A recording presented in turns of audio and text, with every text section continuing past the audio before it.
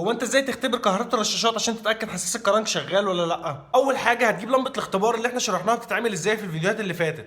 لو متابعني ما كانش فاتتك الفيديوهات. هنوصل طرف من اللمبه في الارضي او السالب بتاع البطاريه، والطرف التاني هنشيل فيشه الرشاشات. فيشه الرشاشات بيكون فيها سلكين اتنين بس، واحد بيكون كهرباء مباشر لما بتفتح الكونتاك بتيجي، والتاني بينبض ارضي من الكنترول بناء على قرايته الحساس الكرنك. وطبعا انا شرحت لك الكنترول والحساسات وكل الحاجات دي، بس انت اللي مش متابعني. المهم اننا هنوصل طرف من اللمبه في ارض البطاريه، والطرف التاني هنفتح الكونتاك ونجرب بيه السلكين بتوع فيشه الرشاش. لازم يكون في سلك منهم هيجيب كهرباء مباشر وهتنور اللمبه وتخلي اللمبه منوره. بعد كده هنعكس التوصيله في اللمبه ونخلي طرف من اللمبه متوصل مباشر على الموجب بتاع البطاريه، والطرف التاني من اللمبه هنوصله في السلك التاني من فيشه الرشاشات. في سلك نور اللمبه مباشر اللي هو بيطلع كهرباء مباشر لما كنا موصلين الارض في البطاريه، دلوقتي احنا موصلين الموجب في البطاريه وبنجرب مع الطرف التاني. بس وانت بتجرب هتوصل السلوك وهتدي العربيه سنه مارش.